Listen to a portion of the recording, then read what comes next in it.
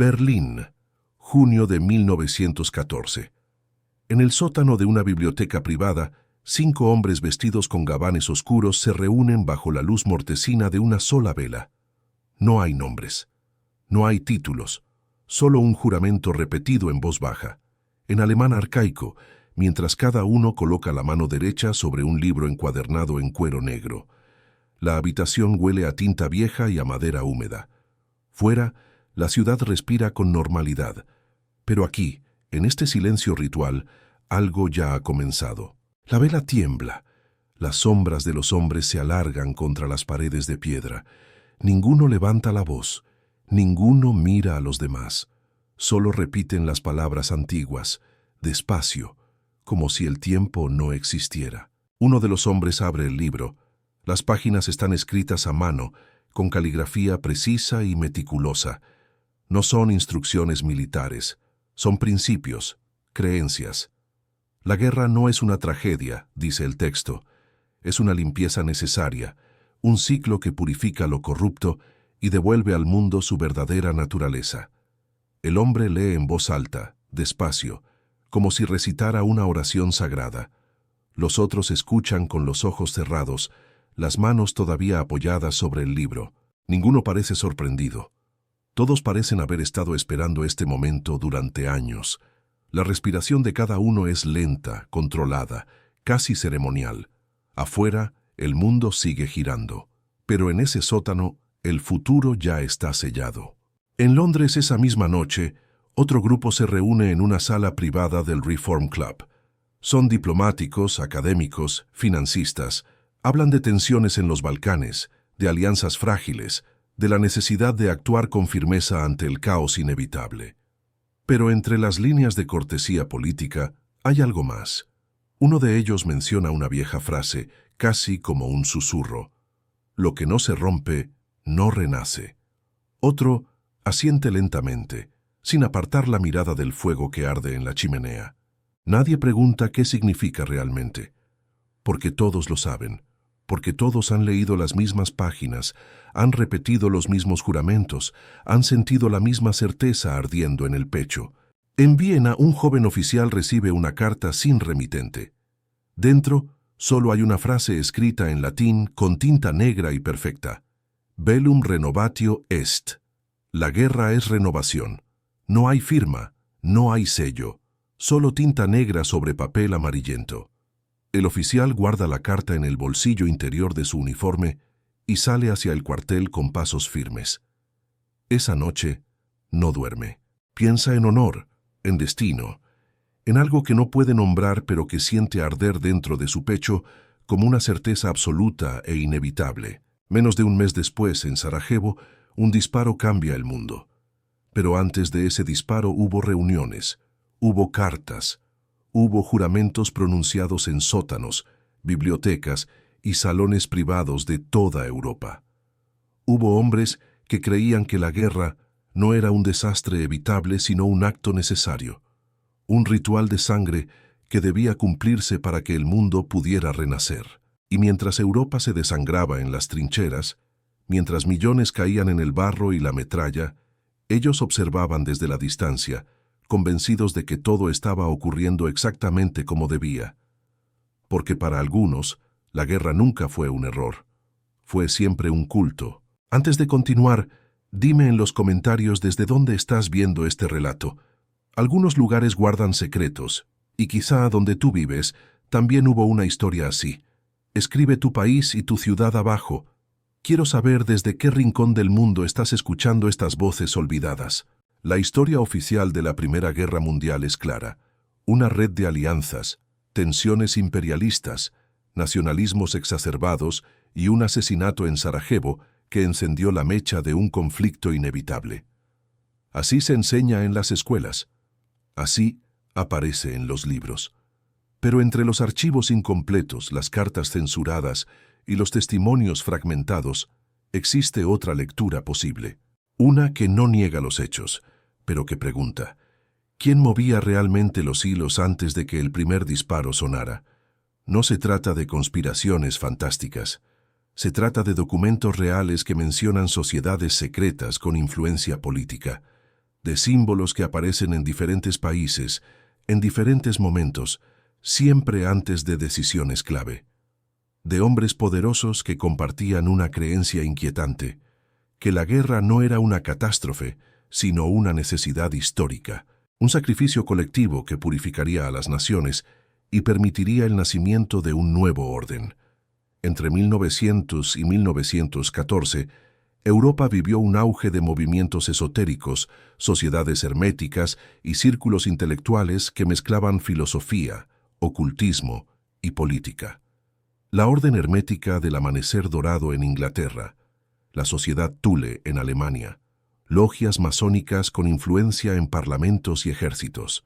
No todos eran iguales, pero muchos compartían una fascinación común, la idea de que el caos era necesario para la transformación, que la destrucción era el primer paso hacia la renovación espiritual, y en el centro de todo, una creencia recurrente, el sacrificio masivo como acto sagrado, la guerra como ritual. Los historiadores tradicionales desestiman estas conexiones como coincidencias o exageraciones, pero los patrones son demasiado claros. Cartas privadas entre diplomáticos que usan lenguaje ritual.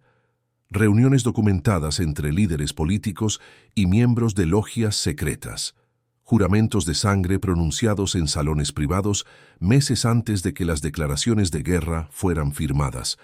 Y sobre todo una certeza compartida, que lo que estaba por venir no era un accidente, sino un cumplimiento. Este episodio no pretende demostrar que un culto provocó la guerra. Eso sería simplificar la historia. Pero sí plantea una pregunta incómoda. ¿Hasta qué punto ciertas creencias ideológicas, casi religiosas, influyeron en las decisiones que llevaron a millones a las trincheras?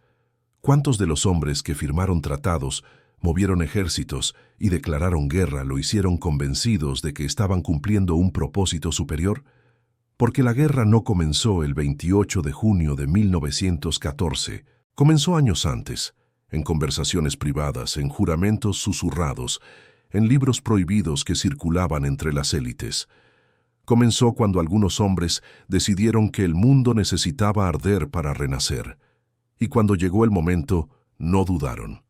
Lo que sigue no es ficción.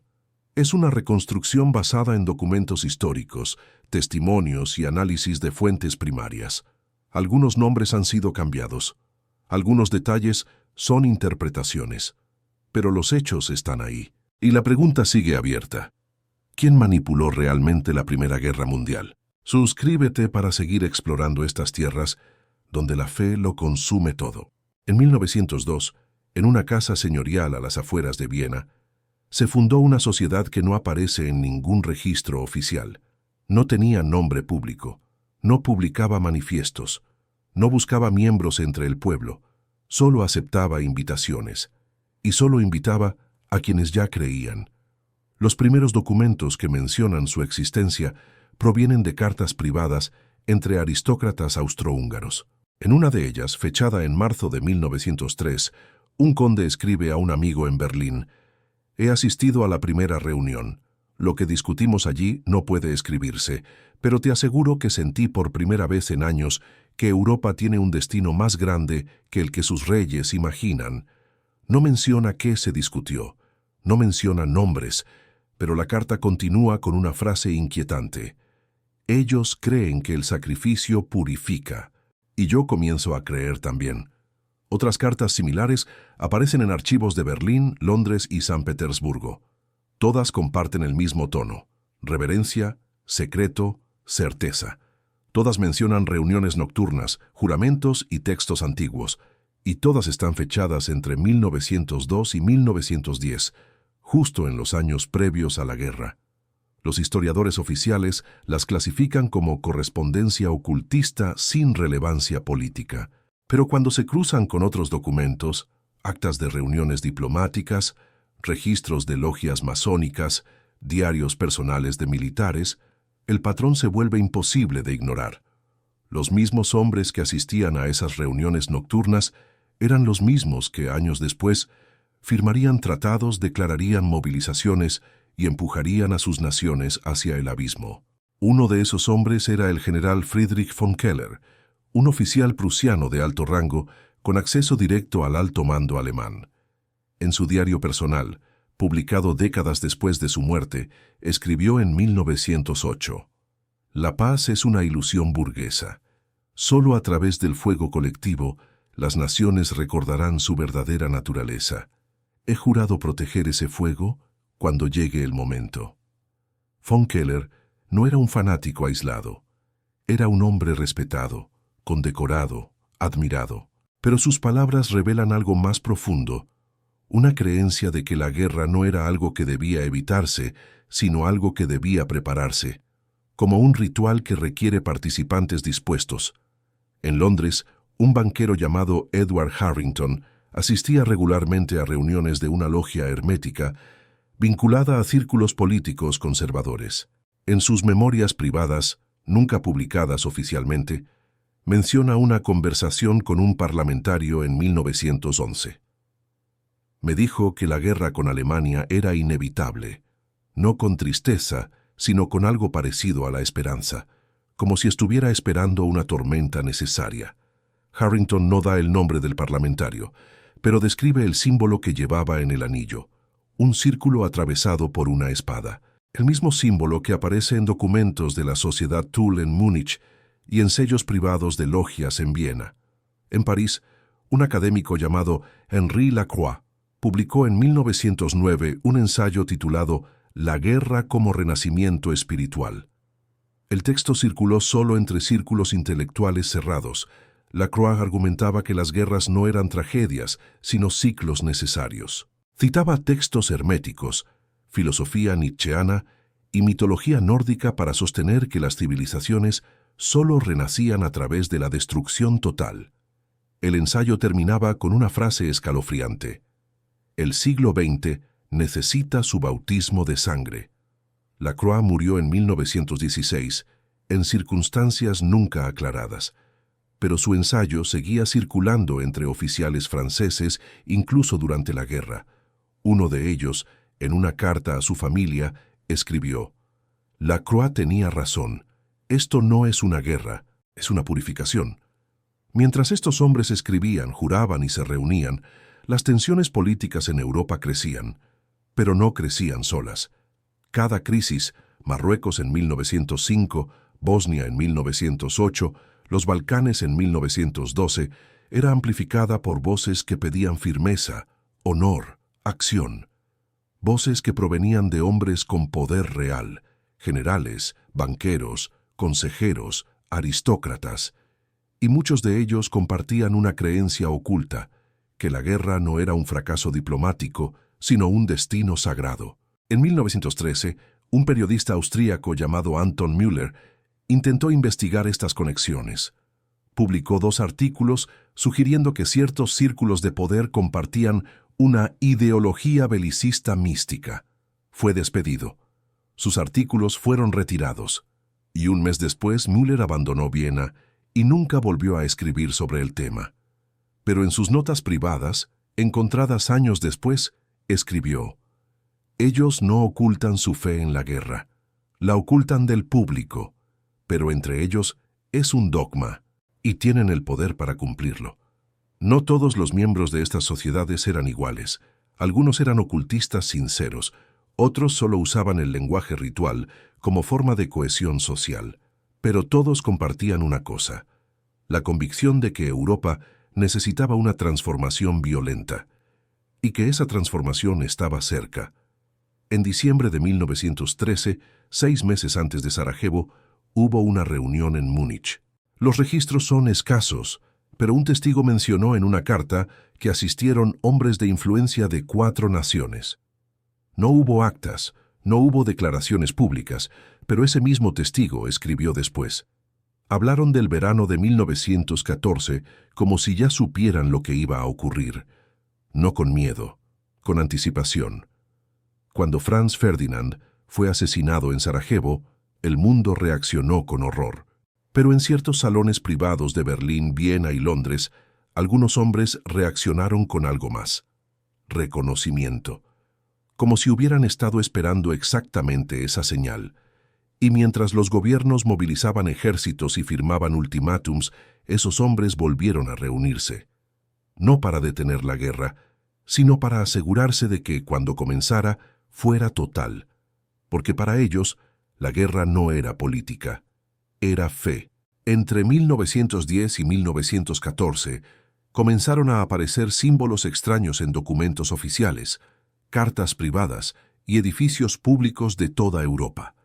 No eran evidentes, no llamaban la atención, pero estaban ahí, y siempre en los mismos lugares, donde se tomaban decisiones de guerra. El primero en documentar este patrón fue un archivista británico llamado Thomas Whitmore. En 1927, mientras catalogaba correspondencia diplomática de la preguerra, notó algo inusual. Varias cartas entre miembros del Foreign Office británico contenían sellos de cera con el mismo diseño. Un círculo atravesado por una línea vertical, simple, geométrico, casi insignificante. Pero Whitmore encontró el mismo símbolo en cartas alemanas interceptadas durante la guerra, y en documentos austrohúngaros, y en sellos personales de oficiales franceses. Siempre el mismo diseño, siempre en correspondencia relacionada con movilizaciones, tratados o decisiones militares. Whitmore escribió un informe interno sugiriendo que el símbolo podía indicar membresía en una red transnacional. El informe fue archivado, nunca se publicó, y Whitmore fue transferido a otra sección, pero su descubrimiento no era aislado. En Alemania, un investigador llamado Klaus Reinhardt estudió las actas de la Sociedad Thule, una logia ocultista con influencia en círculos militares y aristocráticos. Reinhardt descubrió que varios miembros de alto rango habían asistido a reuniones secretas en 1913, donde se discutía la necesidad de un evento purificador que devolviera a Alemania su grandeza espiritual. Uno de los textos internos de la Sociedad Thule, escrito en 1912, decía: «La paz ha debilitado el alma germánica. Solo a través del sacrificio colectivo renacerá el espíritu del norte. La sangre no es tragedia, es consagración». El texto estaba firmado con el mismo símbolo, un círculo atravesado por una línea. Reinhardt intentó rastrear el origen del símbolo. Descubrió referencias en textos herméticos del siglo XVII, en tratados alquímicos y en emblemas de órdenes militares antiguas. Pero lo inquietante no era su antigüedad, era su uso contemporáneo, porque ese símbolo no solo aparecía en logias ocultistas, aparecía también en documentos oficiales firmados por hombres con poder real. Uno de esos hombres era el conde Leopold von Berchtold, ministro de Relaciones Exteriores de Austria-Hungría. Fue von Berchtold quien redactó el ultimátum a Serbia tras el asesinato de Franz Ferdinand. Un ultimátum diseñado para ser rechazado, un ultimátum que garantizaba la guerra. En su correspondencia privada, encontrada décadas después, von Berchtold escribió a un amigo en julio de 1914: «El momento ha llegado. Lo que hemos esperado durante años finalmente se cumplirá. No es venganza, es renovación». La carta estaba sellada con cera. El sello mostraba el círculo atravesado por la línea. Otros símbolos también se repetían. En Francia, varios generales llevaban anillos con grabados idénticos. Una espada rodeada de llamas. En Rusia, miembros de la nobleza cercana al zar compartían medallones con inscripciones en latín que hablaban de sangre y resurrección. En Inglaterra, ciertos parlamentarios usaban broches con diseños geométricos que aparecían también en logias masónicas vinculadas a intereses coloniales. Ninguno de estos símbolos era secreto, pero tampoco eran públicos. Existían en un espacio intermedio, visibles solo para quienes sabían qué buscar, y todos apuntaban a lo mismo, una red de creencias compartidas que trascendía fronteras nacionales. En 1913, un diplomático francés llamado Antoine Moreau asistió a una cena privada en Berlín.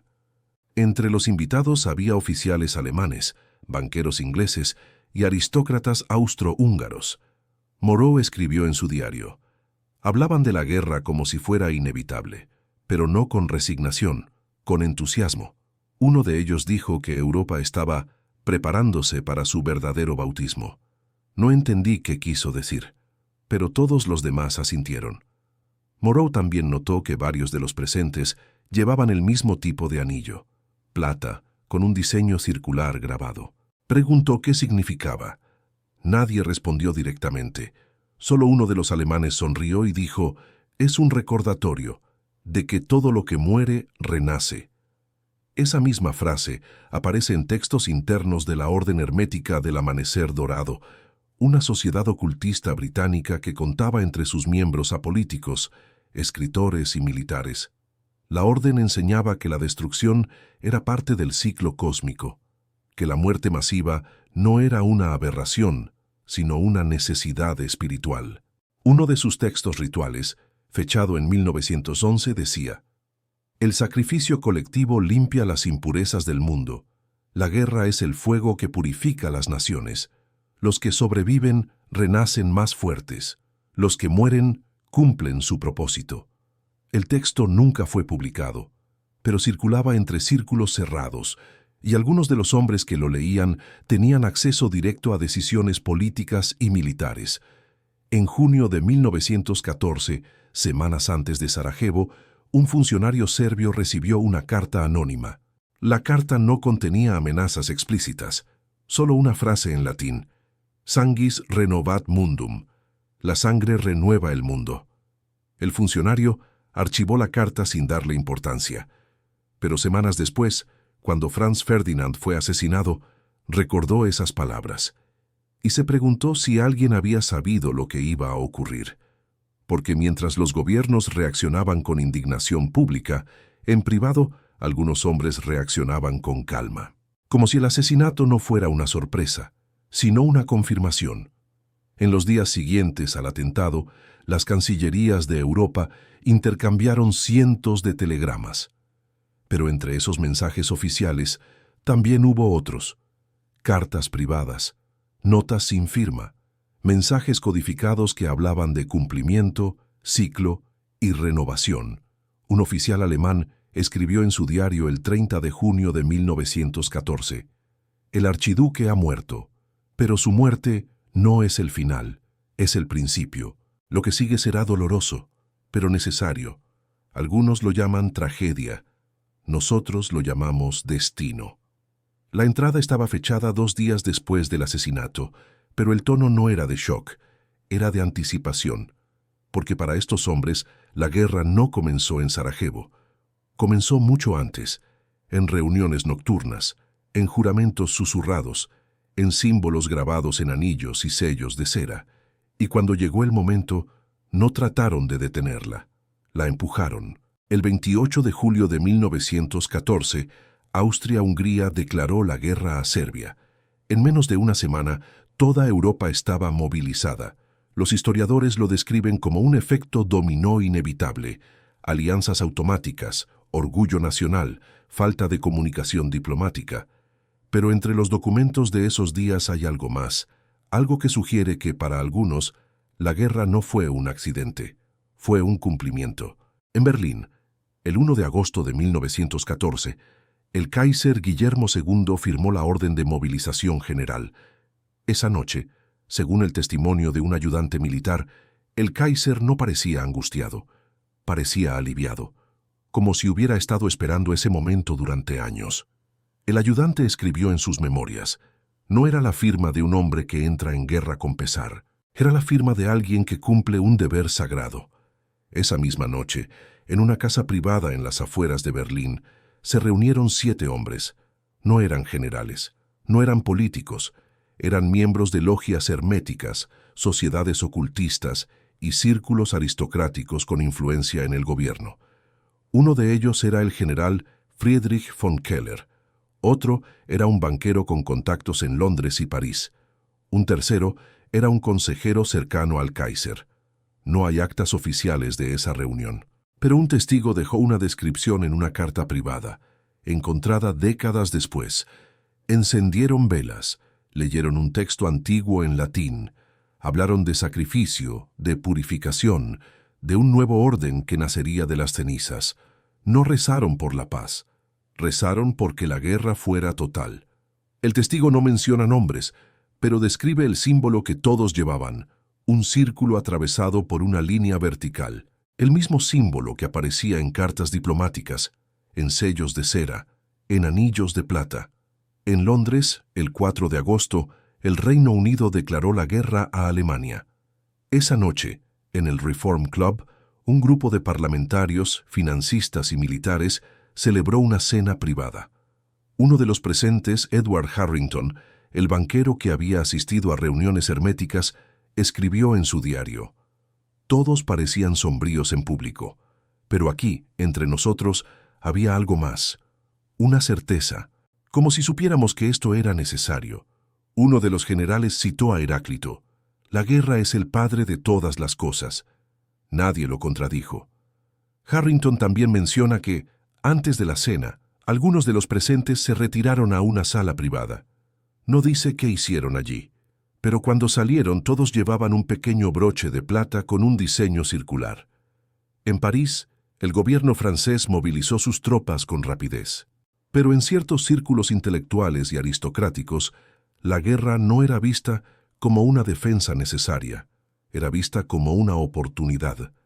Henri Lacroix, el académico que había escrito sobre la guerra como renacimiento espiritual, había muerto en 1916, pero sus ideas seguían vivas.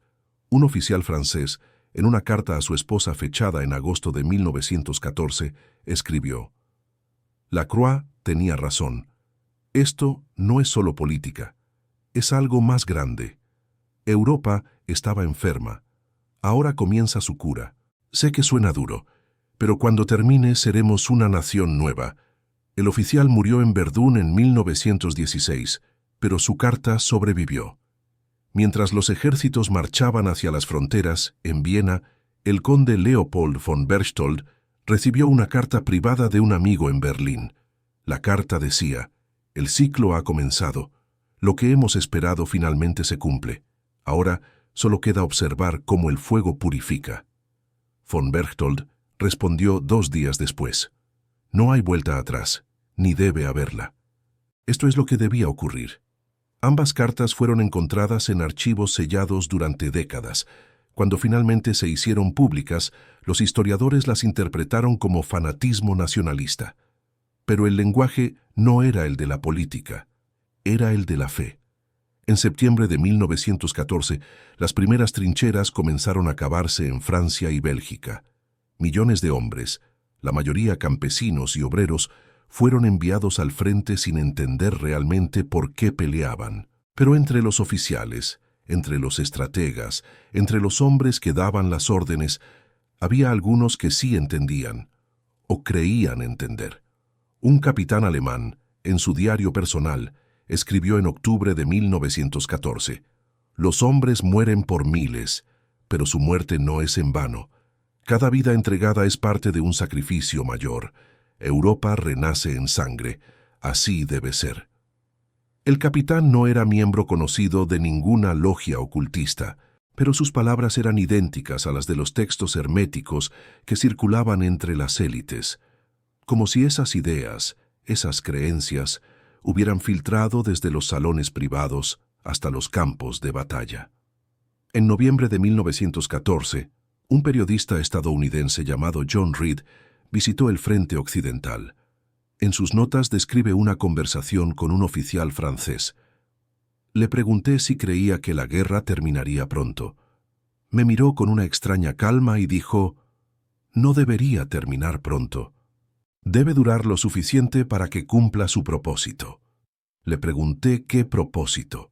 No respondió, solo dijo: «Hay cosas que no se explican, se sienten».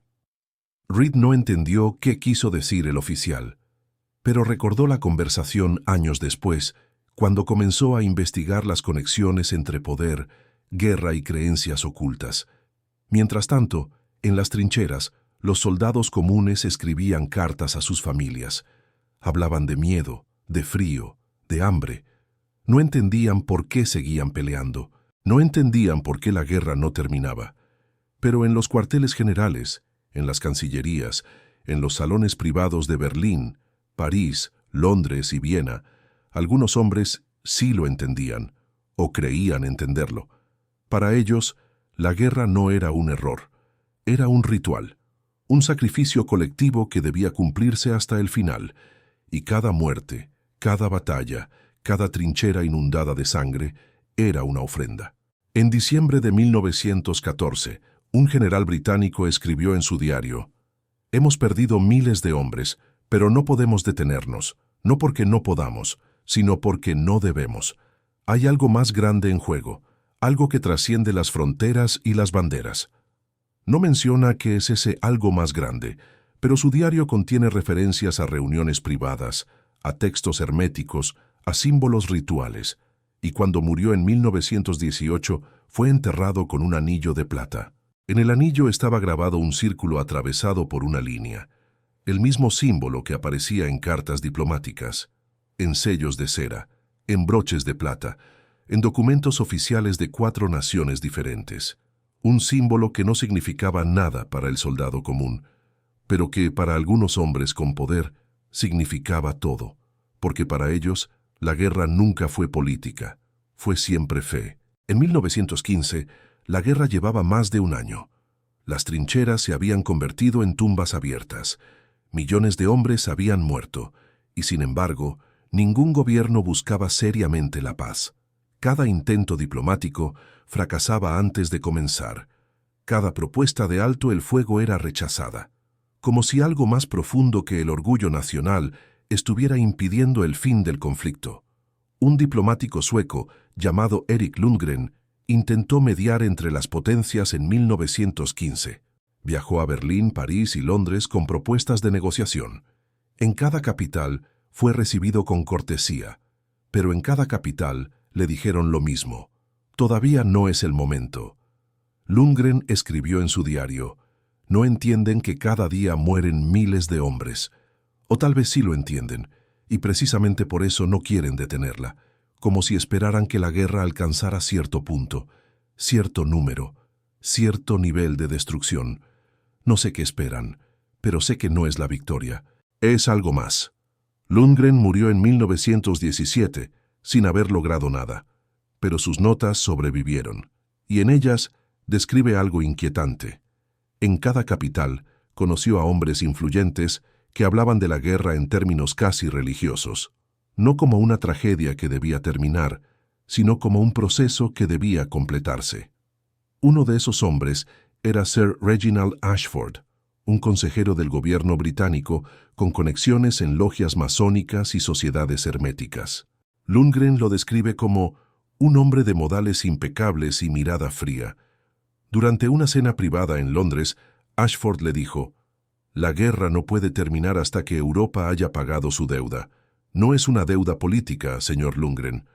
Es una deuda espiritual». Lundgren preguntó qué significaba eso. Ashford sonrió y cambió de tema. Pero esa frase, deuda espiritual, aparece también en otros documentos, en cartas privadas entre oficiales alemanes, en diarios de aristócratas franceses, en textos internos de sociedades ocultistas que operaban en toda Europa. Todos hablaban de lo mismo, la idea de que la guerra era un sacrificio necesario, que Europa debía pagar con sangre para renacer, que la muerte masiva no era una catástrofe, sino una purificación. En Alemania, la sociedad Thule organizaba reuniones regulares donde se discutía el significado espiritual de la guerra. Uno de sus textos internos, fechado en 1916, decía: «Cada soldado caído es una ofrenda al destino de la nación. Su muerte no es pérdida, es consagración. Cuando la guerra termine, Alemania renacerá más fuerte, pero solo si el sacrificio es completo». El texto estaba firmado por varios miembros de alto rango, algunos de los cuales tenían acceso directo a decisiones militares. En Francia, un grupo de intelectuales vinculados a logias herméticas publicó en 1916 un ensayo titulado El fuego purificador. El ensayo argumentaba que la guerra estaba cumpliendo una función histórica necesaria: destruir las estructuras obsoletas del siglo XIX y preparar el camino para un nuevo orden europeo. El texto citaba a filósofos antiguos, textos alquímicos y mitología griega para sostener que la destrucción era siempre el preludio de la creación. El ensayo terminaba con una frase escalofriante: «No debemos temer a la guerra, Debemos agradecerla, porque solo ella puede librarnos de la decadencia. El ensayo circuló entre oficiales, políticos y académicos. Algunos lo rechazaron como locura, pero otros lo leyeron con aprobación. Y algunos de esos hombres tenían poder para prolongar la guerra. Mientras tanto, en las trincheras, los soldados seguían muriendo. Pero en los cuarteles generales, las estrategias cambiaban constantemente. Batallas que podían haberse evitado se ordenaban de todos modos. Ofensivas suicidas se lanzaban sin posibilidad real de éxito, como si el objetivo no fuera ganar, sino mantener el conflicto activo el mayor tiempo posible. Un general británico, en una carta privada a un amigo en 1916, escribió: «A veces me pregunto si realmente queremos que esto termine. Hemos perdido una generación entera. Pero cada vez que se menciona la paz, algo la detiene. Órdenes de arriba, presión política, orgullo nacional, o tal vez algo más que no alcanzo a ver». Ese algo más tenía nombre en ciertos círculos. Se llamaba el cumplimiento del ciclo. Una creencia compartida entre miembros de logias, sociedades herméticas y círculos aristocráticos de que la guerra debía continuar hasta alcanzar cierto umbral, un número suficiente de muertos, un nivel suficiente de destrucción, una transformación suficientemente profunda. En 1917, un periodista alemán llamado Otto Braun intentó investigar estas conexiones. Publicó un artículo sugiriendo que ciertos círculos de poder compartían una ideología de la guerra total basada en creencias ocultistas. El artículo fue censurado. Braun fue arrestado bajo acusación de difamación. Pasó 6 meses en prisión. Cuando salió, nunca volvió a escribir sobre el tema. Pero en sus notas privadas, encontradas después de su muerte, escribió: «No son fanáticos, no son locos, son hombres educados, respetados, poderosos, pero creen que la guerra es sagrada y tienen la influencia necesaria para asegurarse de que continúe». En 1917, Rusia se retiró de la guerra tras la revolución bolchevique. Fue el primer signo de que el conflicto podía terminar. Pero en lugar de buscar negociaciones inmediatas, las potencias occidentales intensificaron el combate. Estados Unidos entró en la guerra ese mismo año, inyectando millones de soldados frescos al frente. Un oficial estadounidense, recién llegado a Europa, escribió en su diario: «Esperaba encontrar hombres cansados, deseosos de paz, y los soldados rasos lo están, pero los oficiales europeos hablan de la guerra de una manera extraña, como si fuera algo más que una batalla por territorios. Uno de ellos me dijo: ustedes no entienden todavía, pero lo entenderán. La guerra no es el problema, es la solución». El oficial no entendió qué quiso decir, pero recordó la conversación años después, cuando leyó sobre las sociedades secretas que operaban en Europa antes y durante la guerra. En octubre de 1918, Alemania estaba al borde del colapso. El hambre asolaba el país. Las tropas estaban agotadas. La derrota era inevitable. Pero aún así algunos oficiales alemanes se resistían a firmar el armisticio, no porque creyeran que podían ganar, sino porque creían que la guerra debía durar más. Uno de ellos era el general Erich Ludendorff, miembro conocido de la Sociedad Thule. Ludendorff argumentó hasta el último momento que Alemania debía seguir luchando, no por victoria, sino por honor. Pero en cartas privadas usaba otra palabra: cumplimiento. Finalmente, el 11 de noviembre de 1918, la guerra terminó. 20 millones de muertos, imperios destruidos, una generación perdida. Pero en ciertas casas privadas de Berlín, Viena, París y Londres, algunos hombres no lamentaron las pérdidas. Las aceptaron, porque para ellos la guerra había cumplido su propósito. Europa había sido purificada, y ahora, sobre las cenizas, podía comenzar algo nuevo. Cuando la guerra terminó en noviembre de 1918, el mundo celebró. Las calles de París, Londres y Nueva York se llenaron de multitudes eufóricas. Los soldados regresaban a casa. Los gobiernos prometían que esta había sido la guerra que terminaría con todas las guerras. Pero en ciertos salones privados, en logias cerradas, en círculos aristocráticos que habían sobrevivido al colapso de los imperios, algunos hombres no celebraban, reflexionaban, porque para ellos la guerra no había sido un error que debía lamentarse, había sido un ritual que debía estudiarse. En enero de 1919, en una casa señorial en las afueras de Múnich, se reunieron varios miembros de la sociedad Thule. No eran generales derrotados, no eran políticos caídos en desgracia, eran intelectuales, ocultistas, aristócratas que habían observado la guerra desde la distancia, y ahora, con Europa en ruinas, discutían qué había salido bien y qué había salido mal. Uno de los textos internos de esa reunión, encontrado décadas después, decía: «El sacrificio fue suficiente. 20 millones de vidas entregadas, imperios destruidos, el viejo orden ha caído. Ahora comienza la verdadera obra, construir sobre las cenizas». El texto no mencionaba reconstrucción económica, no mencionaba democracia ni paz duradera. Mencionaba un nuevo orden espiritual, una Europa transformada no solo políticamente, sino espiritualmente. Y varios de los hombres presentes en esa reunión tendrían años después influencia directa en el ascenso del nacionalsocialismo alemán. En Francia, Henri Lacroix había muerto en 1916, pero sus ideas seguían vivas. En 1920, un grupo de académicos y militares publicó un ensayo colectivo titulado Lecciones espirituales de la Gran Guerra. El ensayo argumentaba que la guerra había demostrado algo fundamental, que las naciones solo renacen a través de la destrucción total, que la paz prolongada debilita, que el sacrificio colectivo fortalece. El ensayo no era marginal. Fue leído en círculos intelectuales, en academias militares, en logias aristocráticas, y algunos de sus autores ocuparían cargos importantes en los gobiernos franceses de los años 20 y 30. En Inglaterra, Sir Reginald Ashford, el consejero que había hablado de deuda espiritual, escribió en 1921 un ensayo privado titulado El ciclo cumplido.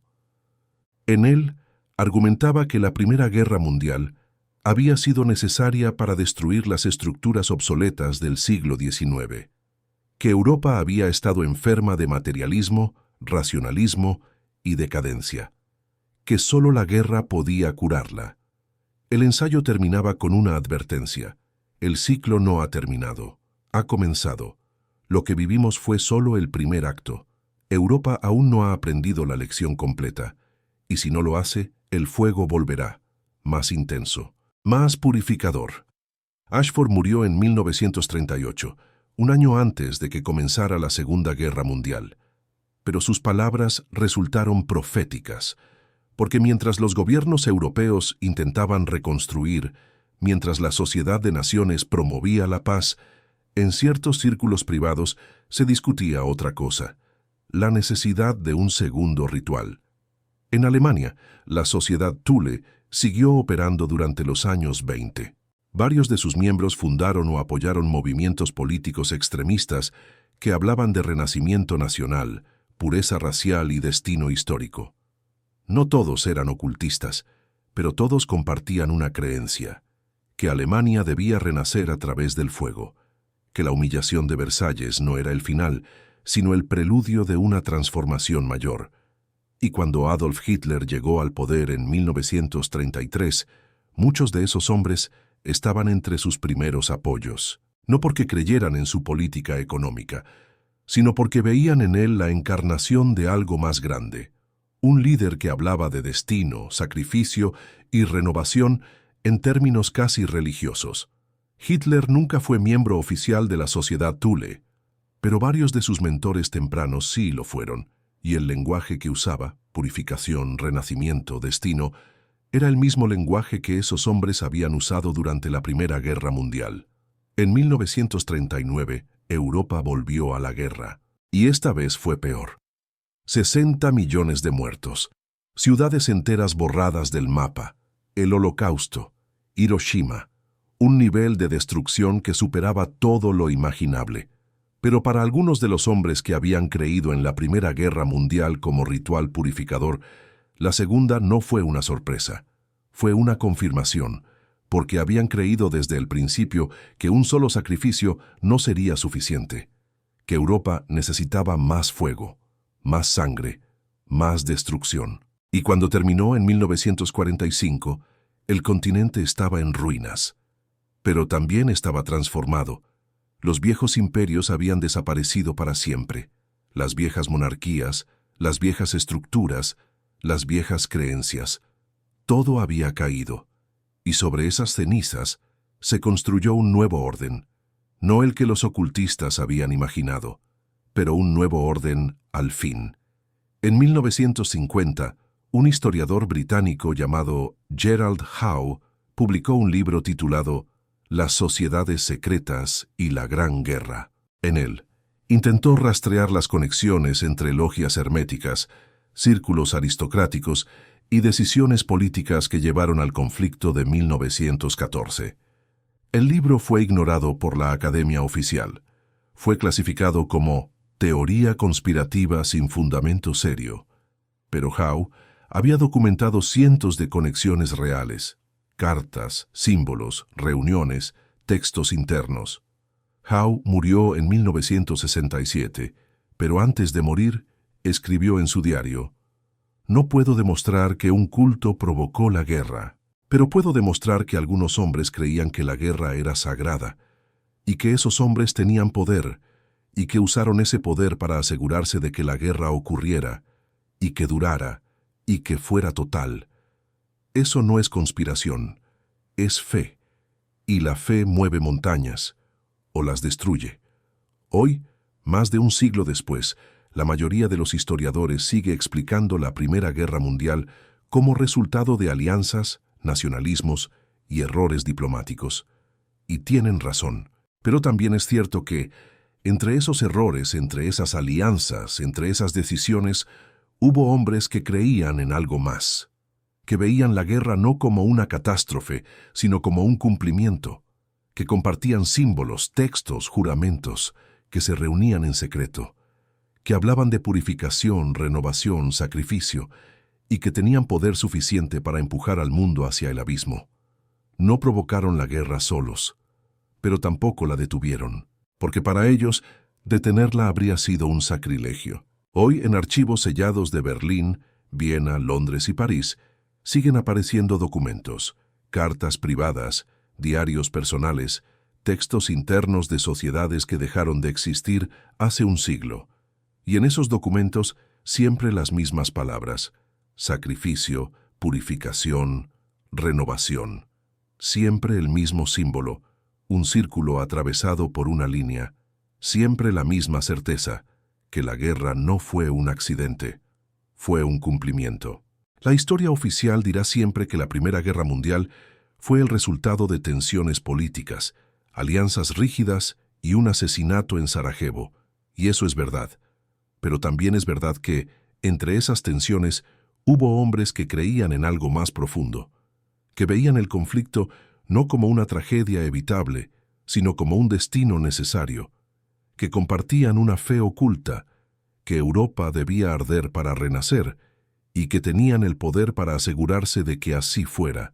No fueron los únicos responsables, pero tampoco fueron inocentes, porque cuando tuvieron la oportunidad de detener la guerra, eligieron empujarla.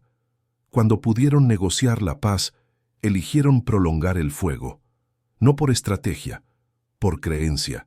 20 millones de muertos, imperios caídos, una generación perdida en las trincheras.